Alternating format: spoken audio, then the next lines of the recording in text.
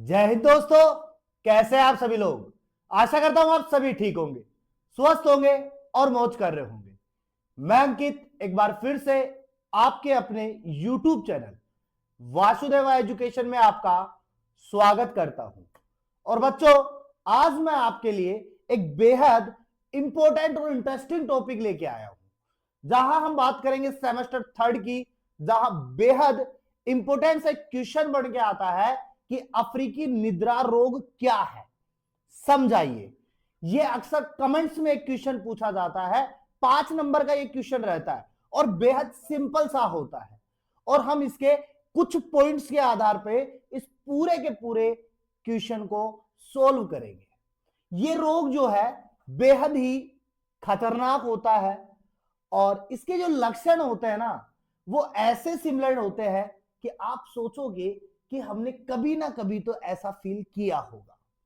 और अक्सर ये जो रोग के लक्षण है ना, वो हमें अक्सर देखने को मिलते हैं, लेकिन हम सोचते हैं कि नॉर्मल होता है।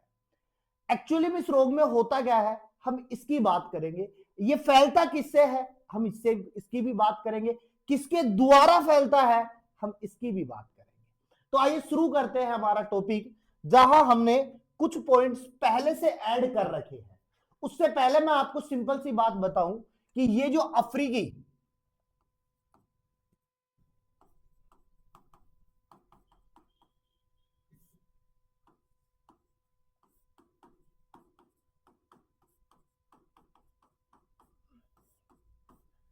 सिंपल सी बात मैं बताऊं, ये जो अफ्रीकन निद्रा रोग है ना, ये फैलता है प्रोटोजोआ से। किससे फैलता है? प्रोटोजोआ से। तो हमारे पास एक बात साफ हो चुकी है कि अफ्रीकी निद्रा रोग जो है वो एक प्रोटोजोआ जनित रोग है। अब प्रोटोजोआ में बात करें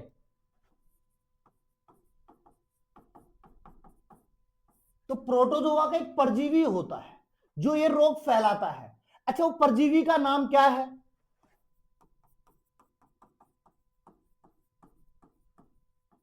क्या नाम है बेटा? ट्रिपेनोसोमा।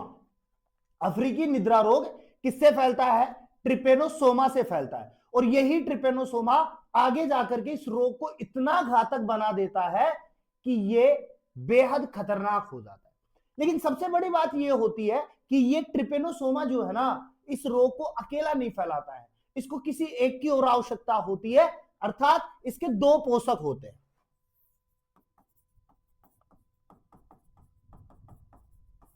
ये रोग कैसा है? अपने पास में द्विपोषीय होता है, अर्थात दो पोषकों की सहायता से पूछता है। एक तो हम खुद होते हैं और एक ही किसी के द्वारा हमारे शरीर में पहुंचाया जाता है।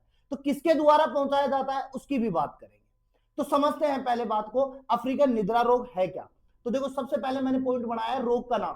तो रोग का नाम हमारे पास साफ दिखाई दे रहा है, तो हम लिख देंगे यहां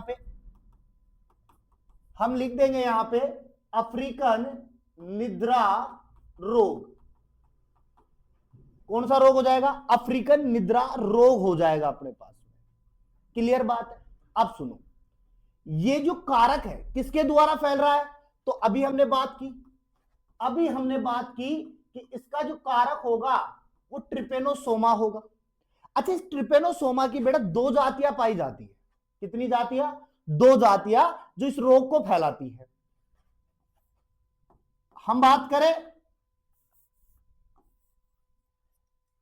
हम सबसे पहले बात करेंगे गैम्बियंस की। किसकी बात कर रहे हैं? गैम्बियंस की बात कर रहे हैं। और दूसरा बात करेंगे अपने पास में बेटा रोडियंसेस की। किसकी बात कर रहा हूं मैं? रोडियंस की। यानी कि ट्रिपेनोसोमा में गैम्बियंस और रोडियंस, ये दोनों जाति जो होती है वो अफ्रीकी निद्रा रोग फैलाती है। इसके लिए मैं ब्रूकाई शब्द भी यूज में ले सकता हूं। कौन सा? ब्रूकाई शब्द भी यूज में ले सकता हूं, जो इस रोग को फैलाने का काम कर रहा है। अच्छा, इसका वाहक कौन होता है, इसको ले जाने वाला कौन होता है? क्योंकि मैंने कहा द्विपोषी है, तो एक तो मानव खुद था और दूसरा हो जाएगा बेटा टिसी टिसी फ्लाई। कौन हो जाएगा? टिसी टिसी फ्लाई। और इस टिसी टिसी फ्लाई के लिए मैं एक शब्द यूज में लूंगा, इसका दूसरा नाम जिसे हम कहते हैं सैडसी मक्खी। अच्छा, ये कैसे फैलाती है? तो इसकी पैथोजेनिसिटी की बात करें, रोगजनकता की बात करें, तो होता ऐसा है कि ये मक्खी जो होती है ना किसी स्वस्थ व्यक्ति को काटती है और उसके अंदर लार छोड़ती है, और वो जो लार होता है ना वो उसके शरीर में चला जाता है, और जब उसके शरीर में जाता है तो बहुत जोर से जलन होती है। हमें मच्छर ने काटा तो हमें जलन होती है, तो वैसे ही मक्खी ने अगर हमें काटा तो हमारे शरीर में जलन होती है, और उस जलन की सहायता से ये जो हमारे ब्लड में फैलता रहता है, और ये फैलता फैलता हमारे नर्वस सिस्टम तक पहुंच जाता है, और नर्वस सिस्टम में पहुंच करके ये इतना घातक हो जाता है कि हमें एक निद्रा रोग पैदा कर देता है। निद्रा का मतलब सिंपल सी बात है नींद आना, और इतनी नींद आती है कि व्यक्ति अचेत हो जाता है, अनकॉन्शियस अवस्था में आ जाता है, बेहोश हो जाता है, खाना खाते खाते भी पड़ जाता है, या कोई काम कर रहा है तो पड़ जाएगा, शारीरिक श्रम नहीं कर पा रहा है, आलस से भरपूर हो जाएगा, क्योंकि हमेशा उसके दिमाग में एक ही चीज चलती रहेगी, नींद।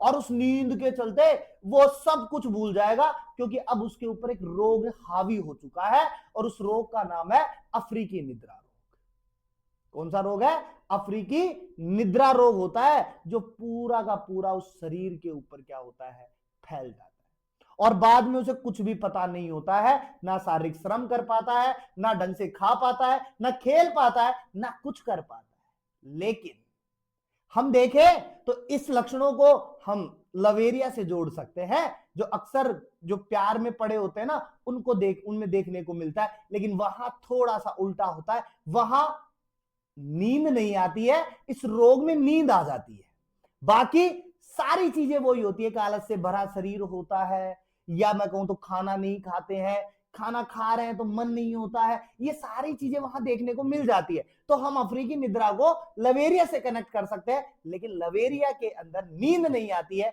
और इधर नींद आ जाती है, बस थोड़ा सा डिफरेंस है। बाकी लवेरिया के लक्षण और इसके लक्षण दोनों सेम है मेरे भाई, ध्यान से देखो, दोनों सेम है, क्योंकि आप लोग मेरे से ज्यादा समझदार हो, मेरे से ज्यादा लवेरिया से ग्रसित हो, तो समझ सकते हो आप इस चीज को।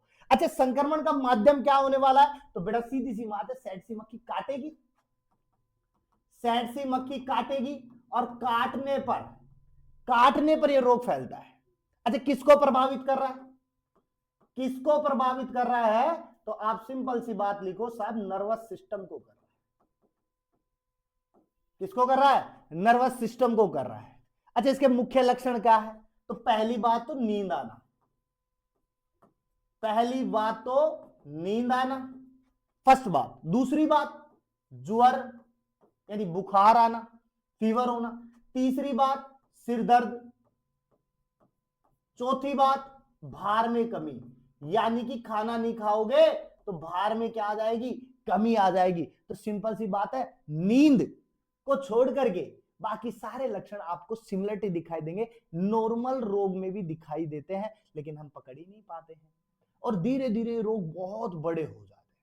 अच्छा, इसके लिए निदान क्या करें, यानी हमें कैसा पता चले? तो सिंपल सी बात है, रक्त की स्लाइड पर ट्रिपेनोसोमा की उपस्थिति का पता लगाया जाता है, यानी हमारा ब्लड निकाला जाता है, उसका टेस्ट किया जाता है, फिर स्लाइड बनाई जाती है, और फिर अपने पास में जो माइक्रोस्कोप होता है उससे देखा जाता है कि इसमें ट्रिपेनोसोमा तो नहीं है। अब बात करें उपचार की, तो बेटा देखो, प्रारंभिक अवस्था में तो इसका उपचार हो सकता है, लेकिन अंतिम अवस्था में इसका उपचार नहीं हो सकता, क्योंकि ये इतना हावी हो जाता है हमारे शरीर में कि हम कोमा की स्थिति तक पहुंच जाते हैं, और कोमा में गया हुआ आदमी तो बचता ही नहीं है, सिंपल सी बात है, क्योंकि ब्रेन की नसें जो है, सेल्स जो है, डैमेज होती जाती है, और ब्रेन की सेल्स डैमेज हो गई तो वो बनेंगे नहीं तो हम मर जाएंगे। तो कोमा की स्थिति में पहुंचे इससे पहले हम उसका उपचार कर सकते हैं। इसके लिए हम कुछ दवाइयां बता रहे हैं आपको, सुरामीन ले सकते हो, मेलारासोप्रोल ले सकते हो, और एफ्रोंथिन ले सकते हो। ये हमारे उपचार के लिए कुछ पॉइंट्स है। अच्छा, बचाव क्या करें? बचाव के लिए सिंपल सी बात है, आप जो ये टीसी फ्लाई है ना, ये जो टीसी फ्लाई है, इसको मार दो, इसको मार दो। अगर टीसी फ्लाई मर गई तो सिंपल सी बात है, ट्रिपेनोसोमा भी मर गया, क्योंकि ट्रिपेनोसोमा किसके अंदर था? टीसी फ्लाई में था। अब टीसी फ्लाई नहीं रहेगी तो ट्रिपेनोसोमा भी नहीं रहेगा, और सिंपल सी बात है, अगर अब टीसी फ्लाई नहीं रहेगी तो किसी मनुष्य को नहीं काटेगी, मनुष्य को नहीं काटेगी तो रोग नहीं फैलेगा बेटा।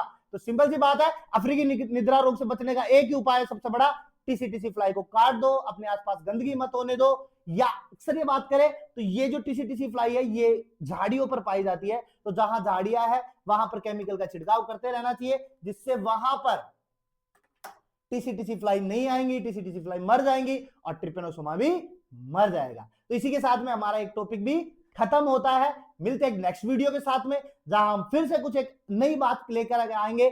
और हमेशा की तरह चैनल को सब्सक्राइब कर देना, बेल आइकन को दबा देना, जिससे कि वीडियो का नोटिफिकेशन आपके पास में जल्द से जल्द आ जाए। और हमेशा की तरह मुस्कुराते रहना, क्योंकि मुस्कुराना जीवन का अमूल्य पल है।